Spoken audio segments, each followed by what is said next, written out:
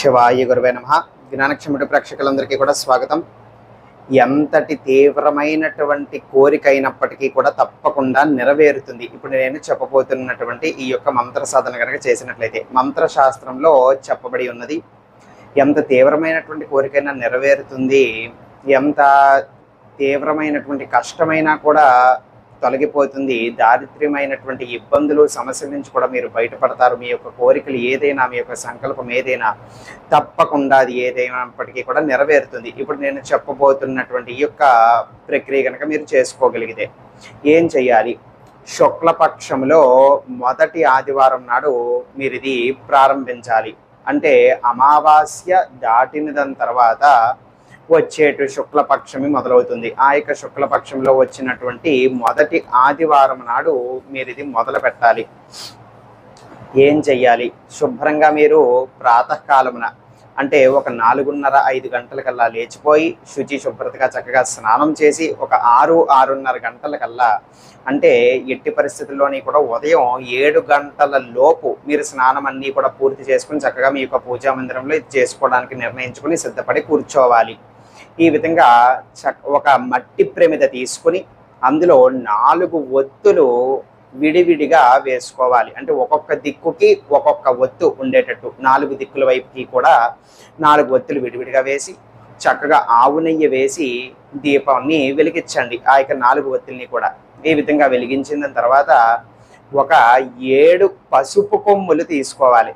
ఒక 7 పసుపు కొమ్ములు తీసుకుని ఆ యొక్క దీపానికి యొక్క ముందర ఆ యొక్క 7 పసుపు కొమ్ములు కూడా పెట్టండి. పెట్టిన తర్వాత రుద్రాక్షమాల కానీ లేకపోతే స్ఫటికమాల కానీ, ఈ రెండిట్లో ఏదో ఒక మాల 108 పూసలు కలిగినటువంటి మాల తెచ్చుకోవాలి. మాల లేదండి మరి ఎలాగా అని అంటే గనక ఈ విధంగా పసుకొమ్ములు పెట్టిన తర్వాత వేళ్లతోనైనా కూడా మీరు లెక్క పెట్టుకుని మంత్రజపం అనేటువంటిది చెయ్యొచ్చు.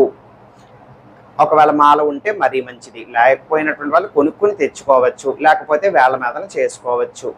ఈ విధంగా పసుకొమ్ములు పెట్టిన తర్వాత చక్కగా ఆ యొక్క దీపానికి నమస్కారం చేసి ఆ యొక్క సూర్య భగవాను తలుచుకుని నమస్కారం చేసుకుని మీ యొక్క కోరిక ఏదైతే ఉందో, మీ యొక్క సంకల్పం ఏదైతే ఉందో, లేకపోతే మీకు తొలగాల్సినటువంటి ఆ యొక్క ప్రమాదం కానీ కష్టం కానీ ఇబ్బంది ఏదైతే ఉందో అది చెప్పుకోండి. లేకపోతే మీకు కావాల్సినటువంటి కోరిక ఏదైతే ఉందో, సంకల్పం ఏదైతే ఉందో చెప్పుకోండి. ఆ యొక్క సూర్య భగవాన్ని తలుచుకుని అది నెరవేర్చమని చెప్పుకోండి. అయితే ఒక్కసారిగా ఆ యొక్క రోజులోనే 5,000 సార్లు ఆ యొక్క మంత్రజపం అనేటువంటిది మీరు పూర్తి చేసేయాలి. అర్థమైంది కదా? 5,000 సార్లు మీరు మంత్రజపం పూర్తి చేసేయాలి. వరుసగా ఒకవేళ మీరు కూర్చొని చెయ్యలేకపోతే మళ్ళీ కాస్త లేచి కాస్త విరామం తీసుకుని కాస్త విశ్రాంతి తీసుకుని కాసేపు అయ్యిందని తర్వాత మళ్ళీ ఒక అరగంట గంట అయ్యిందని తర్వాత కాస్త మంచినీళ్ళు ఏవోటి తాగాలి. తినటం వంటివి ఏమీ కూడా చెయ్యకూడదు. మాంసాహారాలు వంటివి ఏమీ కూడా తినకూడదు. ఎటువంటి పదార్థాలు తినకూడదు. ఆ 5,000 సార్లు సంఖ్య ఆ రోజు పూర్తయ్యేంత వరకు, పూర్తయిన తర్వాత కూడా మాంసాహారం వంటివి అయితే తినకూడదు, శాకాహారం మాత్రమే తినాలి. ఈ విధంగా కాస్త విశ్రాంతి తీసుకుని మళ్ళీ కూర్చోండి. ఒకవేళ దీపం వెలుగుతున్నట్లయితే కనుక కూర్చొని మళ్ళీ సూర్యభగవానికి నమస్కారం చేసుకుని తలుచుకొని జపం కొనసాగించవచ్చు.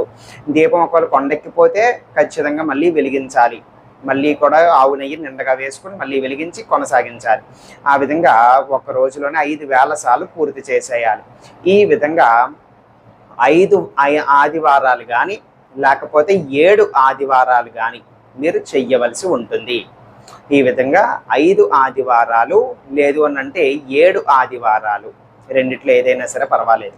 ఈ యొక్క ఆదివారాల నాడు ఈ విధంగా ఎవరైతే చేస్తారో మీ యొక్క కోరిక ఏదైనప్పటికీ కూడా నెరవేరుతుంది. కష్టం ఎంతటిదైనప్పటికీ కూడా తీరిపోతుంది. సంకల్పం ఏదైనా సరే ఖచ్చితంగా నెరవేరి తీరుతుంది అని చెప్పి మంత్రశాస్త్రంలో చెప్పడం అనేటువంటిది జరిగింది. ఈ ప్రక్రియ అంతా కూడా పూర్తయిపోయిన తర్వాత మరి ఆ యొక్క పసుకొమ్ములు ఏమి చెయ్యాలి అని అంటే పూజా మందిరంలోనో పూజా పర్పస్కి ఆ యొక్క ఇంట్లోనే ఉంచుకోవచ్చు. పూజా గదిలోని ఆ యొక్క మూలను కానీ లేకపోతే పూజా మందిరంలో ఏదైనా ఒక డబ్బాలోనో ఏదైనా వేసి మన యొక్క ఇంట్లో నిత్యవాడిగా వస్తువుల్లోని అది వేసుకుని ఉంచుకోవచ్చు. అర్థమైందా? ఈ విధంగా చెయ్యండి. మంత్రం తెలియజేస్తున్నాను, వినండి. ఓం జూం సహ సూర్యాయ నమః. మళ్ళీ చెప్తున్నాను, ఓం జూం సహ సూర్యాయ నమః. ఓం జూం సహ సూర్యాయ నమః. విన్నారు కదా? చాలా సులువైనటువంటి చక్కటి మంత్రము. దీని యొక్క ప్రభావం మాత్రం అద్భుతంగా పనిచేస్తుంది. ప్రత్యక్ష భగవంతుడైనటువంటి సూర్య భగవానుడు ఏది కోరినా కూడా ఇస్తారు. కాబట్టి మంత్రశాస్త్రంలో చెప్పబడినటువంటి ఈ యొక్క ప్రక్రియ నేను మీ అందరికీ కూడా తెలియజేశాను. అనుసరించి దీన్ని పాటించి చేసుకున్నటువంటి వాళ్ళకి తప్పకుండా ఫలితం అయితే ఉంటుంది. చేసుకోవటానికి మంత్రశాస్త్రంలో చెప్పబడినటువంటి నియమము మొట్టమొదటిగా మీకు ఉండవలసినది అపారమైనటువంటి శ్రద్ధ, చేస్తున్నటువంటి మంత్రము, చేస్తున్నటువంటి ప్రక్రియ మీద అపారమైనటువంటి నమ్మకము. ఈ రెండూ ఉండి చేసినట్లయితే పనిచేస్తాయి. సర్వే జనా సుఖినో భవంతు. శివార్పణమస్తు.